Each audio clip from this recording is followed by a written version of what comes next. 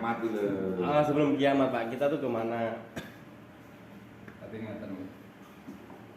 Ada yang disebut alam kubur, ada yang disebut kuburan. Itu berbeda. Oleh alam kubur itu masuk ke alam jabarut. Jadi alam kita kalau secara garis besar dipilah dari tiga. Ada alam mulki atau alam syahadat. Ini alam mulki. Dunia ini alam mulki atau alam syahadat.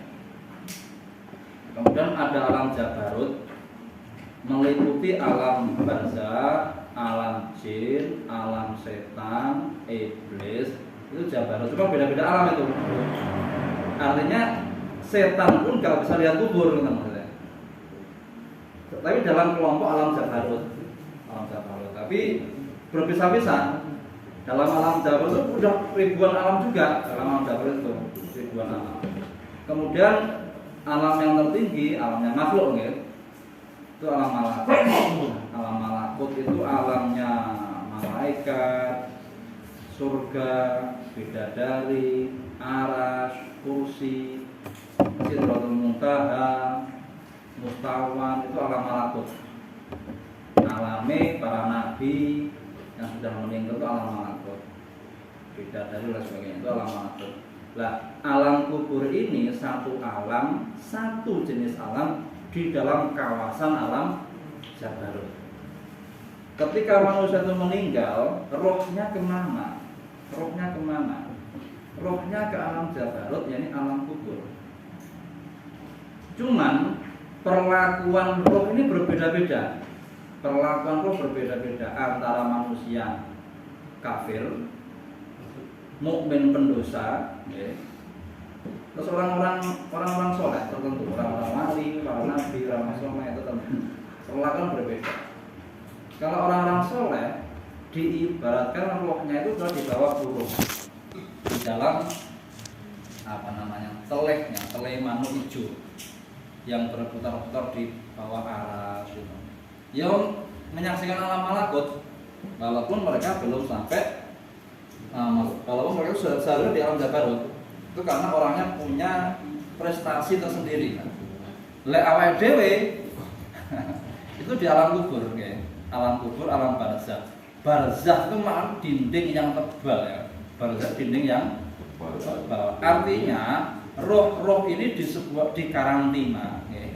Di karantina di sebuah wilayah yang dia tidak bisa keluar. Dia bisa memandang alam mulki dengan sangat jelas, tapi tidak bisa mendatangi alam mulki. Lalu pujiannya di pujian malam Jumat, ya. Memang di dalam hadis itu ada diterangkan, hadisnya panjang. Setiap malam Jumat rohnya orang-orang mukmin, orang-orang kafir jelas kayak iso, okay. Mana ada perlakuan khusus, okay. Ada perlakuan khusus. Rohnya orang-orang kafir ya sudah disiksa. Rohnya orang-orang mukmin itu diberi kesempatan oleh Allah untuk datang ke langit dunia. Kemudian mereka khidzah, bertepatan dengan depan pintu rumahnya. Saat ini orang pas dengan pintu rumah juga. Alam mereka ketika di alam dunia itu bertepatan dengan pintu rumah depan mereka, memanggil keluarga. Tenang berarti. Memanggil fungsinya apa? Untuk mereka dimintai kasihan. Minta dikasihani dengan apa? Dengan sedekah, dengan bacaan Quran, dengan zikir yang pahalanya dikirimkan pada orang yang mati tadi. Tapi ada satu keterangan begini. Kalau Kak ngalami ya, kan keterangan Pak. Rohnya orang-orang mukmin setiap malam Jumat itu dikembalikan kepada jasadnya di dalam kuburan. Di dalam kuburan, bukan di alam kubur. Dari alam kubur ditransfer ke kuburan. Dan di situ mereka menjawab doa-doa yang dilantunkan oleh sanak keluarga. Kalau sanak keluarga berziarah di makam, mengucapkan salam, mereka bisa menjawab salam dari alam kubur yang bertepatan di kuburan itu.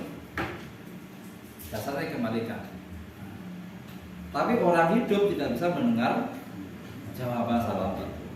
Nah, artinya apa? Roh kita ya di karantina, di transit di alam kubur, bukan di akhirat. Alam kubur belum akhirat, alam kubur belum akhirat. Itu masih transit antara akhirat itu alam mulki, alam malakut, akhirat itu alam malakut ya. Antara mulki, kuburan, akhirat. Transitnya di alam kubur ini, alam kubur ini. Menunggu hari kiamat.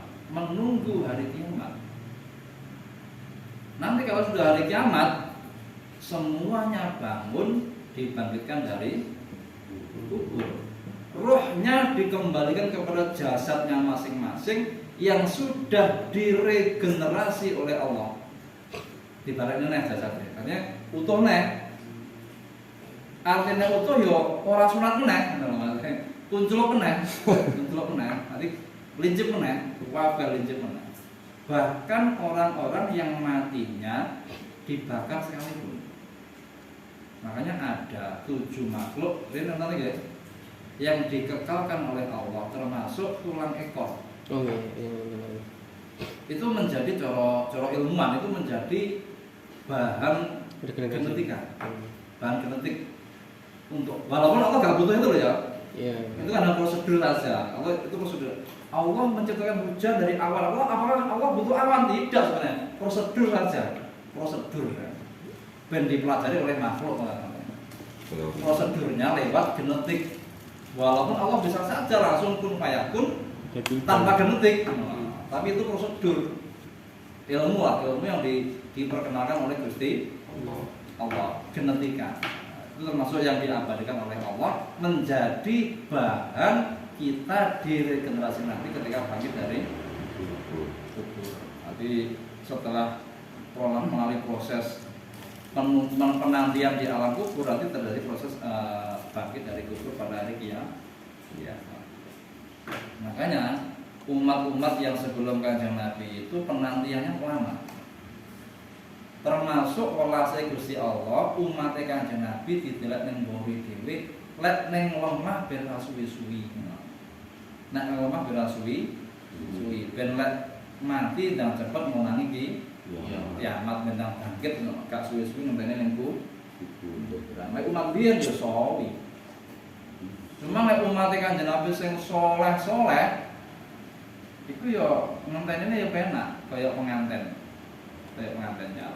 Jadi suasana itu senang. Uang neng kuburan belum masuk surga ya, belum masuk.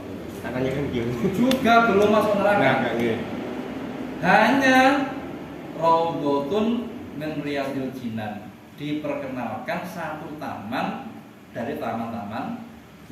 Cek neng emperan ya. Emperan.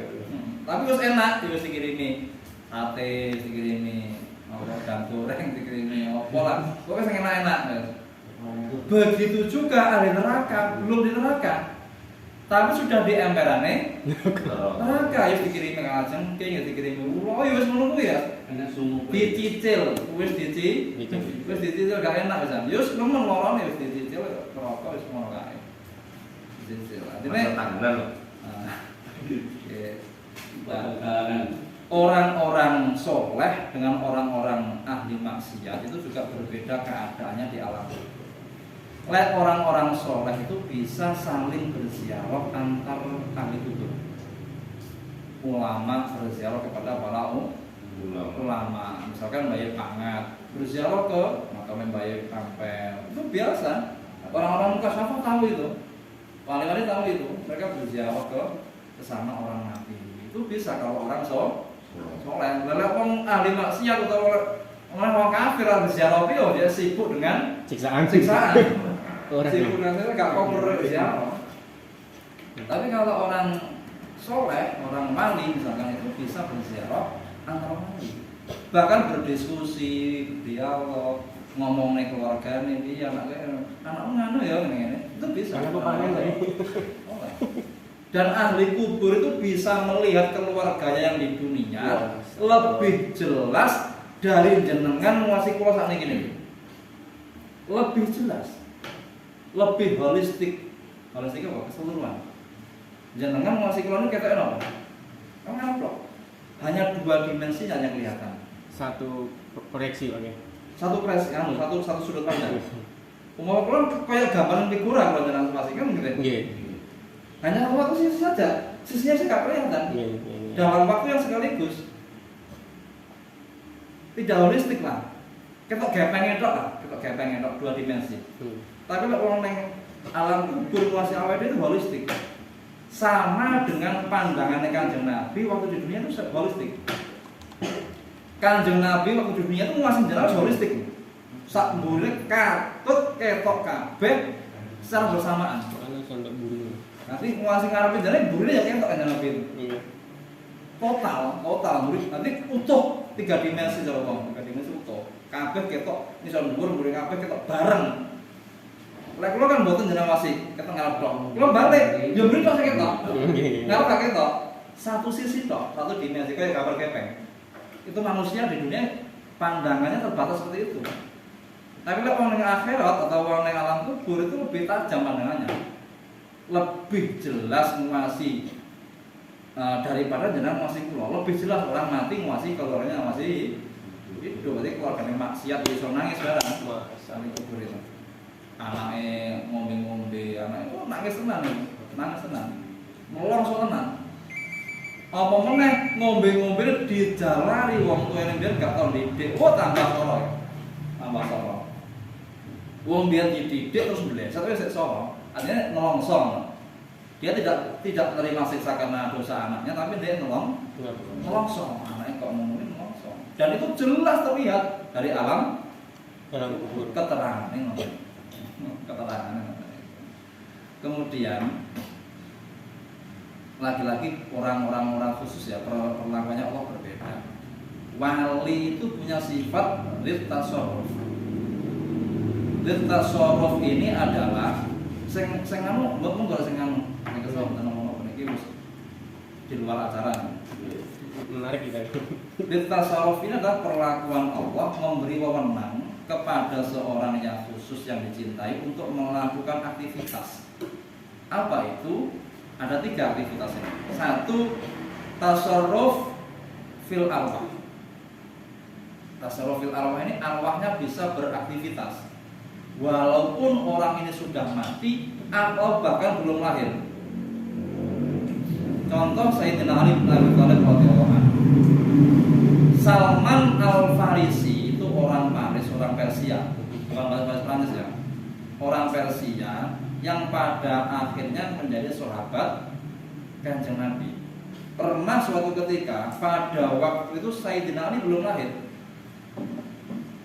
Salman Al-Farisi itu di tengah padang pasir dikeroyok serigala. Kok wis terancam wis hidupnya, serigala berkelompok loh. Itu menyerang Salman Al-Farisi. Tiba-tiba ada seorang pemuda membawa pedang. Pedang dengan ini. Serigala mulai kabeh. Ora kenal sama sapa iki, tapi tintan Mas Jai. Begitu nanti Sayyidina Ali itu sudah menjadi pemuda, loh, koyo iki wae sing nulung aku. Iki jenenge tasarruf fil arwah. Urung lahir kok wis iso manfaatin ning wong. Wis iso beraktivitas arwahnya. Memang orang khusus. Utawa wis mati. Kula niki nate dipun critani Yai Asyikin Tulungagung. Yai Asyikin langsung dari pelaku. Tiang niki namine Hasan Al-Yamani sowan nang Tulungagung. Delare sing nampani Yai Asyikin. Cerita Syekh Hasan Al-Yamani cerita. Pak, kula niki Yai tiang sing penggawean niku mlaku kaya Kebundul. Ning internet kok terkenal ya. Ngoten niku. Kula niku penggawean ngelono. Pada saat kula niki teng pantai Bangkalan ngeten niku, teng Madura mriku. Kula niki dipanggil tiyang 3. Sing pertama pun ngaku lan niki Nabi Khidir. Sing kedua ngaku niki Syekh Khalil Bangkalan. Sing nomor 3 kula mboten kenal. Tapi ngaku jenenge mukhal syafaat. Nggih. Tiangnya rada ireng kita ngoten. Tapi nggih, gampang rada ireng. Tapi kula mboten kenal yang iki sinten. Mukhal syafaat iki sapa kula ngoten surat. Lah tiangnya bilang sinten kula aku Hidir. Biasanya jenengan aku Khalil. Tanggalan. Jenengan aku mukhal syafaat blok Agung. Kalau penasaran, kalau blok aku dari surat, tapi ini berbahasa Indonesia ya. Lek kalau bahasa Jawa ngomong. Ini cerita tentang Yasin bahasa Indonesia. Jangan kayak orang Arab, asalnya itu juga kan. Nah, penggawainya lolok. Nah, saya ini belum tahu siapa tuh mukhal syafaat, dan juga belum tahu blok Agung itu mana, belum tahu. Akhirnya saya cari informasi sampai ke sini saatnya saya, sampai di pondok blok Agung. Kali Yasin takoi, jenengan tasnya emut yang kados nopo, masih ingat orangnya kayak apa? Masih nyai. Akhirnya Yasin ini menurut tanggalan. Tanggalan tentukan banyak banget kan? Apakah orang lain ini? Ya Allah, wallahi ya, gini kita yang sing manggi kula teng pantai Bang. Gini kita yang menemui saya di pantai Bangkalan. Artinya nopo? Wong-wong soleh wali itu ditasawuf. Bisa beraktivitas dengan rohnya, hanya bisa membentuk jasad walaupun itu sudah mati. Bisa tajasud istilahnya, tajasud itu membentuk jasad. Itu memang diberi wewenang oleh Gusti Allah. Wali-wali itu seperti itu. Loh, Syekh Khalil Bangkalan tuh waktu itu diundang di Mekah. Pada waktu itu Baksul Masalah membahas piting haram atau halal. Bahas piting haram utawa wes ribut wong iki. Haram halal alasannya ini. Lah kok Mbah Khalil ngomong klobus plus iki lemes tadi kelas kabeh. Mbah Khalil wis nek piting. Lekin kok kondi, ya kok segoro, lha piye ditasarruf ngono. Ditasarruf pecah awake. Awake pecah kok nek sego golek piting. Saya sampe ki bahas piting kok nomor apa to ora piting kok. Dereng, ora kok bahas lho. Iki lho piting iki lho. Piye? Oh, itu halal. Ya walaupun tetap piting itu ada perbedaan pendapat ulama ya, ada yang mengatakan halal, ada yang mengatakan tapi secara saya itu halal, memang darah yang mati ya. Kan kehidupan itu satu alam itu kan halal. Artinya satu alam di air tok, lain banyak, lain jago banyak mati dalam jangka waktu lama mati. Hidup di dua alam itu haram. Kayak kodok itu haram. Atau hewan ini nggak jelas. Menurut saya kayak bekicot. Bekicot itu hukumnya piye? Saiki diturut mau. Hewan itu halalnya karena disembelih, gitu. Hewan yang halal tidak disembelih hanya dua, belalang dan ikan laut, hanya itu. Liannya harus disembelih. Sakit bekicot nembe piye bekicot? Lah belah bekicot itu lebih ya. Gulune ora jelas nanti gulune gitu. Gulune nanti agak jelas. Mariknya mana, jalan nafasnya mana, jalan nafasnya mana, hukumnya mana, gak jelas belah piye. Lah terus agak dibelah berarti hukumnya batang. Hewan yang mati tanpa disembelih secara syar'i hukumnya adalah batang. Batang hukumnya najis hukumnya haram. Rentetannya ngoten niku. Terus kok hukumnya begitu piye? Ya semono rentetannya. Ya ora iso rasa mangan. Bagi contoh teman-teman, akeh sing wong numpak sapi ya sing botol. Ya bagus sing sing botol. Kok repot tenan bagi contoh monggo tawon. Biasanya itu tawon, pepes tawon. Wah, enak iki. Tawon nih. Makan piye? Lek meligi tawon tok niku haram. Tapi lek dimasak sak omahe, tawone katut niku halal. Tawon sing rupa masak tawone katut. Modho karo wong mangan jambu, enek ure, sak ulure niku halal. Tapi nek ulure jangan sikok seret, ngapan ulure tok niku haram. Nek tabek lil makbuk istilahnya. Nanti ulur melok jambu. Tadi mangan jambu katut senajan ya uler, tapi katut dan jambu ini halal. Tapi lek dijegosek uler, ditutut seret, dipangan kok itu haram. Sudah lepas dari induknya. Sudah lepas dari induk inangnya. Terus balik meneh. Rohnya orang-orang soleh itu bisa tasarruf fil arwah, tasarruf fil ajsad. Jasate iso mecah-mecah dadi pira-pira. Jenenge tau krungu ngoten niku ya. Mbah. Nah, itu jenenge tasarruf fil ajsad. Jasadnya bisa beraktivitas dengan cara memecah dirinya. Ning kene enek, ning kono enek, ning kene enek. Itu biasa. Para wali itu biasa seperti itu. Gus Wafan itu teng mriki.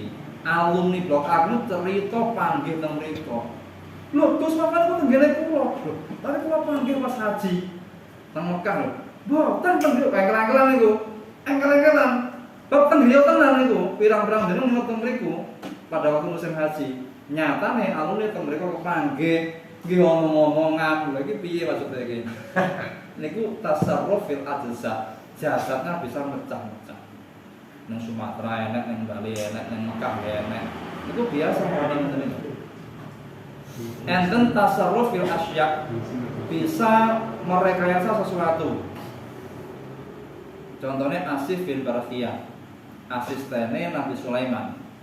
Bisa mendatangkan singgasananya Ratu Bilqis. Singgasananya gawe wedi, bobote tontonan niku. Tontonan kok iso dipindah mbek wong biasa. Lho to. Itu jenenge tasarruf fil asya. Diberi wewenang oleh Allah untuk mengendalikan sesuatu, mengendalikan benda. Benda wabut kaya tadi enteng itu jenenge tasarruf fil asya. Tapi gak mesti wali ditokne. Awake dhewe secara umum ngarani kuwi karo secara umum lek diperinci ngoten niku mau. Istilah-istilah hakikat lah. Perinciannya ngoten. Itu yang melakukan aktivitas rohnya para wali yang diberi wewenang oleh Gusti Allah. Lek roh awake dhewe sisane bagian kita. Lek wis mati ya urusane wis akeh urusane utange. Leru. Balik. Oh berarti sampai sekarang belum ada yang masuk surga Bang ya? Dari zaman Nabi Adam Bang ya? Belum masuk surga. Zaman Nabi Idris itu pun juga ulama berpendapat soal apakah surga yang memang dipersiapkan di akhirat itu belum. Karena surga itu dipersiapkan nanti di akhirat. La ainun ra'at wala udhunun sami'at wala khatara fi qalbi bashar. Tidak pernah dilihat manusia dengan mata telanjang, mata ini tidak pernah didengar telinga, tidak pernah terdetik dalam hati manusia. Jenengan bayangnya sak piro wae imajinasimu sak dhuwur-dhuwure menghayalkan surga ora wae mung. Ya terusnya wonten bidadari ini berarti pripun Pak? Kan boten ampun sing ya bidadari lek jenengan menghayalkan bidadari kaya apa itu gak seperti itu. Okay. Kurang apik maksudnya. Kurang indah. Nah, cakupan kata-kata manusia batasnya seperti itu untuk menggambarkan surga. Itu terbatas batasan apa? Bahasa itu terbatas. Ya, seperti itulah. Anak alir mengalir. Tapi ojo bayangnya kaya nang curah jati ngono kuwi banyune ngene gak ono. Lebih indah mbok sarangan bayang nih maksudnya ngoten. Ya kaya Banyuwangi tapi gak kaya ngono kuwi maksudnya. Ya sok bidadari iki ayu tapi yo gak kaya bayane menungso no gak. Wong enek ulama ki ya jenenge Syekh Makinuddin Al-Asmar. Wiridan iku dipangkoni bidadari, medhun kala malatut. Godane wali ki abot. Abote apa? Tekane bidadari. Engko apa? Eling Allah apa eling bidadari? Godane ngono kuwi wali iki. Lah ini kan gak godane donya godane. Lek ulama wali godane akhirat. Pengen swarga apa pengen Gusti? Apa pilihane ngono lek wali? Ganti kabeh. Syekh Makinuddin Al-Asmar ki salat tahajud. Lah kok dipangkoni bidadari stok kiwa, stok tengen. Ditakoni, sapa sampean? Aku bidadari, aku kulon ayu. Terus dia pacar, iya dereng, gelem tak rapi, gelem. Apa mahare tahajud? Wes mari mulai. Mari ketemu bidadari, ketemu bojone, mutah-mutah sakang ngene. Mutah-mutah. Rumangsane bojone ngomong 10 meter langsung ngambur rasane iki. Mergo mari ketemu bidadari mau. Saking adohe bedane bidadari ambek Dari ini mutah-mutah ini dalam waktu 1 bulan nih. Pokok ketemu bojone mutah langsung. Gila ya. Mari ero wis to. Saking ado kaseke ngono. Sak ayu-ayune menungso donya yo lek dibanding bidadari kuwi ero mutah nang. Umpama mari ero bidadari ero menungso donya sing paling ayu, iki mutah kan. Saking gilone, saking perbandingane kaya ngoten. Lah nafas wangi ya toh. Ambune enak. Dan itu belum pernah dicium sama sekali. Mari ngono sing dibanding nek bojone sing dasteran 3 dina gak salin. Pak Ustaz, Monggo. mengenai yang nomor 6 tadi Pak Ustaz, apa itu bukan bayi. Allah menyembunyikan kematian? Kita Nomor 5. oh nomor 5. Nomor 6 salat mus. Oh iya sholat. Itu kita sebagai apa ya ini? Ekolah enaknya ini. Kita sebagai eko itu kita harus mempunyai keyakinan yang gimana Pak Ustaz? Apakah mungkin seseorang yang meninggal kan kalau di kampung ini kan banyak yang seandainya Celah. nah itu kita harus gimana cara berakidah